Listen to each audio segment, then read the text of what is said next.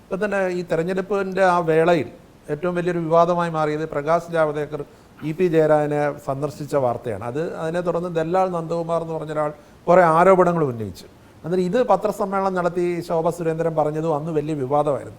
Party അതിനെക്കുറിച്ചുള്ള കാര്യങ്ങളൊക്കെ അന്വേഷിക്കുന്നുണ്ടോ അതോ അവസാനിച്ചു? അല്ല, അത് തെരഞ്ഞെടുപ്പ് കാലത്ത് ഉയർന്നു വരുന്ന പല ആരോപണങ്ങളും വസ്തുതയില്ലാത്ത ആരോപണങ്ങളാണ്. പ്രത്യേകിച്ച് ദല്ലാൾ നന്ദകുമാർ എന്ന് പറയുന്ന ഒരാളെ കുറിച്ച് ഒരു വിശ്വാസ്യതയും ഈ നാട്ടിൽ ആർക്കും തന്നെ ഇല്ല. അപ്പോൾ അതുകൊണ്ട് അതൊരു വലിയ ഗൗരവമായിട്ട് പാർട്ടി അതിനെ കാണുന്നില്ല. ഇപ്പം തന്നെ പി ജയരാജൻ BJPയിലേക്ക് ചേരാൻ പോകുന്നെന്നാണ് അന്ന് ശോഭാ സുരേന്ദ്രൻ തന്നെ ഈ ദല്ലാൾ നന്ദകുമാറും ഒക്കെ വെളിപ്പെടുത്തി. അതിനുള്ള പല കൂടിക്കാഴ്ചകൾ നടന്നു. ആ രീതിയിലുള്ള ഏതെങ്കിലും നേതാക്കന്മാർ, ഇപ്പോൾ പി ജയരാജൻ LDF കൺവീനറാണ്, അതുപോലുള്ള ആ സ്റ്റേച്ചറിലുള്ള ഏതെങ്കിലും നേതാക്കന്മാർ BJPയുമായി ആശയവിനിമയം നടത്തുന്നുണ്ടോ? കാരണം താങ്കൾ പലപ്പോഴും പറഞ്ഞിട്ടുണ്ട് പല പാർട്ടികളിൽ നിന്നും CPM അടക്കം പലരും ഇതിലേക്ക് വരുമെന്ന്. അല്ല, ആശയവിനിമയങ്ങൾ നേരത്തെ നടന്നിട്ടുണ്ട്, ഇനിയും നടക്കും.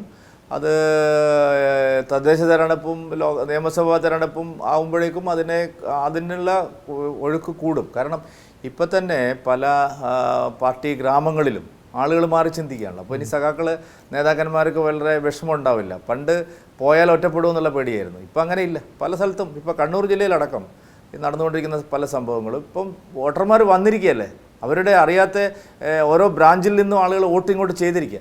അതുകൊണ്ട് കൂടെ വരാൻ ആളുണ്ട് എന്നുള്ളത് ഇപ്പോൾ ബോധ്യമായിരിക്കുകയാണ്. അതുകൊണ്ട് ആ ഒഴുക്ക് തുടരും. പക്ഷെ അങ്ങനെ വന്ന അബ്ദുള്ള കുട്ടിയെ കുറിച്ചൊന്നും കേൾക്കാനില്ല. അല്ല, അബ്ദുള്ള കുട്ടിക്ക് നല്ല പദവികൾ നമ്മൾ കൊടുത്തു.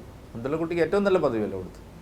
വൈസ് പ്രസിഡന്റ് ആക്കി ഹജ്ജ് കമ്മിറ്റിയുടെ ചെയർമാനായി. ഇന്നേ വരെ ഒരു മലയാളി ഹജ്ജ് കമ്മിറ്റി ചെയർമാനായിട്ടുണ്ടോ?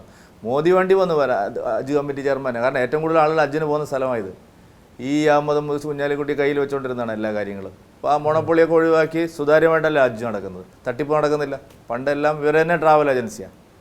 അഹമ്മദിന് ഒരു സ്വന്തം ട്രാവൽ ഏജൻസി തന്നെ ഉണ്ടായിരുന്നു. ബഷീറിനും എല്ലാം ഇവരെല്ലാം ചേർന്നിട്ടുള്ള ടിക്കറ്റും എല്ലാം അവർ തന്നെ, ടൂറിസവും എല്ലാം അവർ തന്നെ.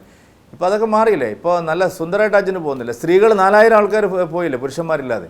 മോദി വന്നപ്പോഴാണ് ഇതെല്ലാം. മുസ്ലിം സമുദായം ഇതൊക്കെ മനസ്സിലാക്കുമെന്ന് തന്നെയാണ് ഞാൻ വിചാരിക്കുന്നത്. മോദി മന്ത്രിസഭയിൽ കേരളത്തിൽ നിന്ന് 2 മന്ത്രിമാരുണ്ട്, ശ്രീ സുരേഷ് ഗോപിയും ശ്രീ ജോർജ് കുര്യനും. ഇത്തരം കാര്യങ്ങളിൽ സംസ്ഥാന നേതൃത്വത്തിന് എന്തെങ്കിലും ആശയവിനിമയം നടത്തുക? അങ്ങനെ അപ്രതീക്ഷിതമായിരുന്നു ഒരുപക്ഷെ ജോർജ് കുര്യന്റെ സ്ഥാനാർത്ഥിത്വം. അല്ല, കാരണം സുരേഷ് ഗോപി ജയിച്ചുകൊണ്ട് മന്ത്രിയാവുന്ന എല്ലാവരും അപ്രതീക്ഷിതം. ഞങ്ങളാരും അത്ര അപ്രതീക്ഷിതമായിരുന്നില്ല.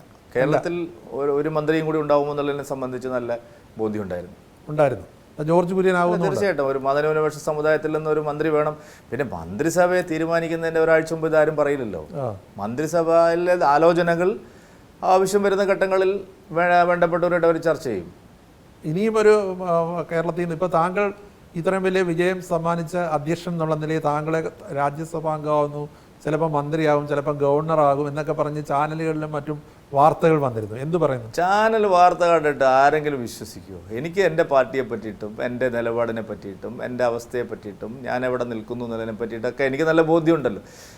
പാർട്ടി എന്നെ ഏൽപ്പിച്ചിരിക്കുന്നത് 2020 പാർട്ടി അധ്യക്ഷ പദവി എനിക്ക് തരുമ്പോൾ കേരളത്തിൽ പാർട്ടി പ്രവർത്തനം നടത്തി മുന്നോട്ട് പോകാനാണ് എന്നെ ഇതുവരെ ഏൽപ്പിച്ചിരിക്കുന്നത്. അത് എപ്പോൾ വേണ്ടാന്നത് പറയുന്നത് വരെ ഞാൻ ആ കാര്യം തന്നെ ചെയ്തുകൊണ്ടിരിക്കും. അല്ലാതെ അവിടെ അങ്ങോട്ട് പോകണോ ഇങ്ങോട്ട് ചാടണോ അവിടെ ഗവർണറാവുമോ ഒന്നുമല്ല. പാർട്ടി അധ്യക്ഷ പദവി എന്നെ ഏൽപ്പിച്ചിരിക്കുന്നത് പാർട്ടിയുടെ ജനകീയ അടിത്തറ വർദ്ധിപ്പിക്കാൻ, പാർട്ടി പ്രവർത്തന ശക്തി, മറ്റൊന്നിനെക്കുറിച്ച് ഞാൻ ആലോചിക്കുന്നില്ല.